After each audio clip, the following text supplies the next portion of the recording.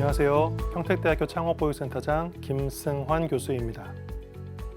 우리가 마지막으로 해볼 이야기는 기술 창업에 대한 이야기입니다. 그리고 제가 여러분들에게 드리고 싶은 제언입니다. 제가 강연할 때도 참 많이 하는 얘기입니다. 이것을 오늘 축약해서 한번 말씀드려 보겠습니다. 우리나라에서는 몇 년 전부터 4차 산업혁명의 시대라는 말이 대유행입니다.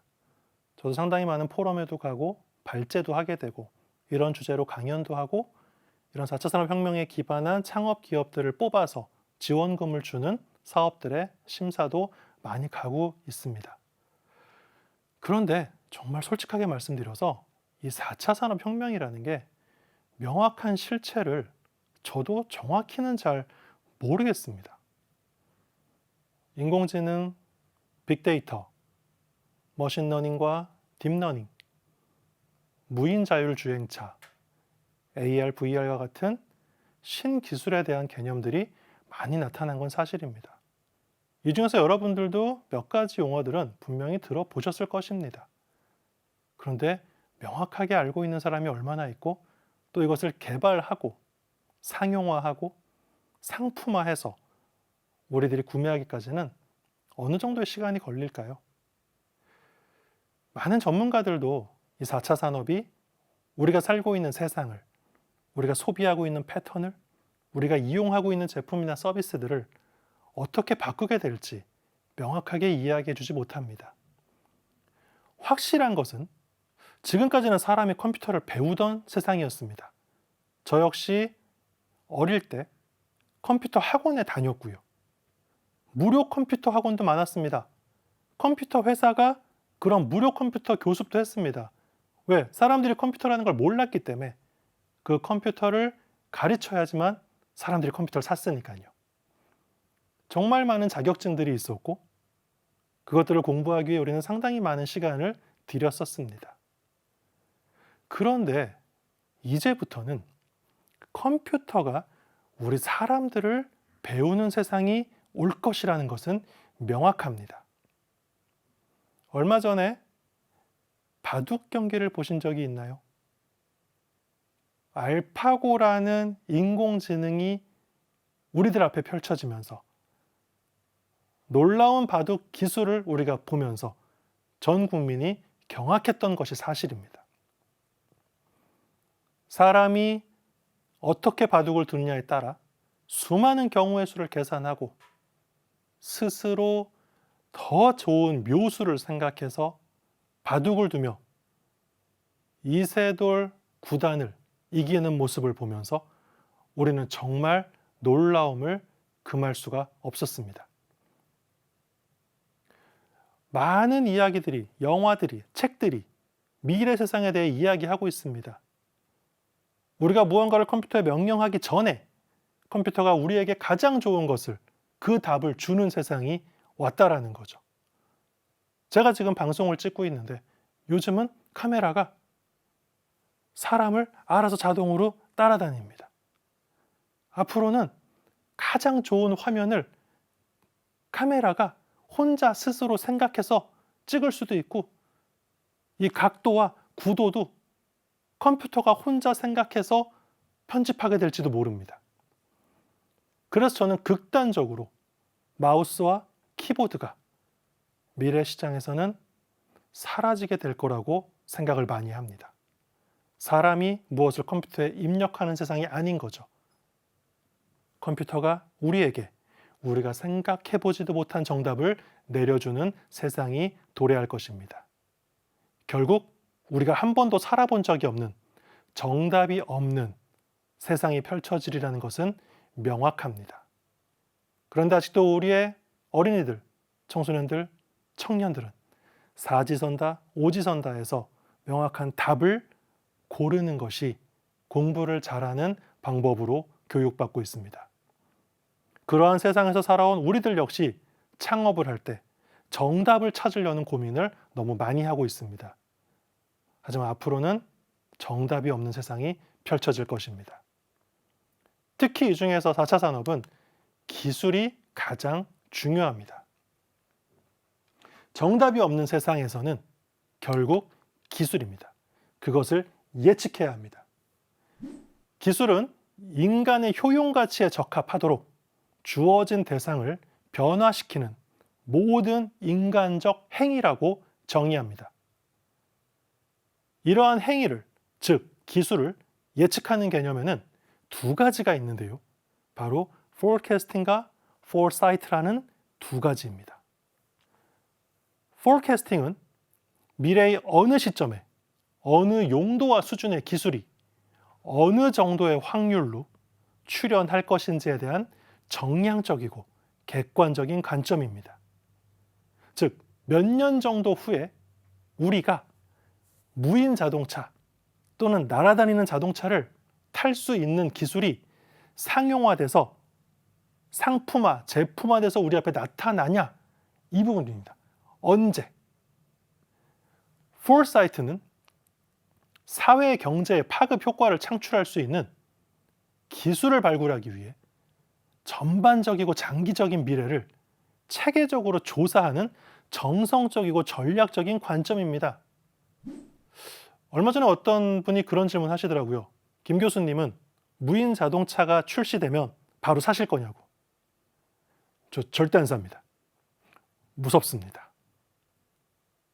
제 주변의 사람들이 몇 년 정도 타고 아무도 안 다치고 사고도 안 나면 그때 고민해 보겠습니다. 그리고 이런 얘기도 하더라고요. 무인 자동차 기술이 상용화 되더라도, 즉 제품화 되더라도, 안전성이 어느 정도 보장되더라도 우리의 법 제도가 이러한 신기술과 신제품을 어느 정도 속도로 따라갈 수 있을지, 요즘 대한민국에도 스타트업에 대한 규제에 대한 굉장히 많은 논란이 있고 논의가 있는데요. 무인 자동차는 지금 우리가 하고 있는 논란과 논의보다 훨씬 더 깊은 고민이 필요할 것입니다. 또한 단순히 법적인 문제가 아니죠.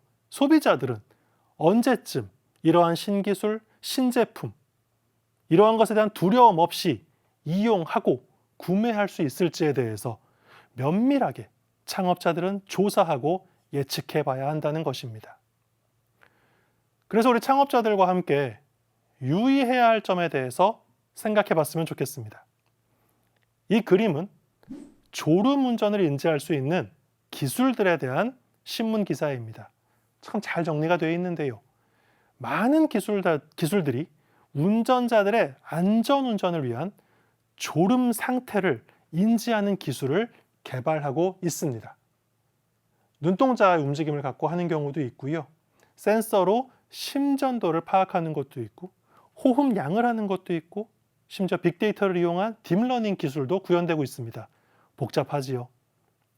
그런데 다음 페이지 한번 보실까요? 만약에 여러분은 운전자가 자버려도 된다면, 아예 숙면을 취해도 되는 자율주행차가 나타난다면 앞에 있는 기술이 어떻게 활용될 것 같습니까? 여러분은 졸음을 잘 인지해줘서 안전하게 주행할 수 있는 차를 사시겠습니까? 푹 자버려도 되는 무인 자율주행차를 사시겠습니까? 물론 저 기술들이 같이 복합적으로 활용되는 부분 있습니다만, 그냥 단적으로 교육을 위해서 오늘 한번 말씀드려 보자면, 어떤 면에서 졸음을 인지하는 기술과 자율주행차 기술은 상당히 반대편에 있는 기술입니다. 그런데 수많은 엔지니어, 공학 기반의 창업자들이 창업 전에 내가 가지고 있는 기술이 졸음을 인지하는 기술 중에서 최고다라는 생각을 가지고 창업을 합니다. 이 기술들 중에 나를 따라올 사람은 없다, 이 생각으로 창업을 하는 것이지요. 그런데 역설적으로 본격적인 자율주행차 세상이 오게 되면 졸음인지 기술은 시장이나 소비자들에게 외면당할 가능성이 있다는 점을 우리가 충분히 인지하고 있어야 합니다. 결국 정답이 없는 새로운 세상을 맞이하고 준비해야 되는 우리 입장에서는 우리의 시야가 굉장히 넓어져야 하고 더욱 탄탄하게 준비해야 합니다. 즉 1강에서 말씀드렸다시피 공부해야 합니다. 제가 공부를 가르치는 직업을 갖고 있는 교수라서 드리는 말씀이 아닙니다. 솔직히 성공한 사업자들을 많이 만나지 못했습니다. 이제 막 창업을 한 사람 중에. 실패한 사업자의 숫자가 더 많은 것도 사실입니다. 실패 확률이 훨씬 높습니다. 그런데 실패한 사업자들이 가장 많이 공통적으로 하는 말은 공부와 준비가 부족했다는 점을 이야기하고 있습니다. 그럼 이것이 왜 이렇게 공부하지 않고 준비하지 않게 되는 걸까요? 요즘 참 많이 쓰는 말 중에 하나죠. 확증편향이라는 말이 있습니다. 내가 아는 거에만 갇혀서 이것이 전부고 이것이 정답이다라고 이야기하는 것입니다.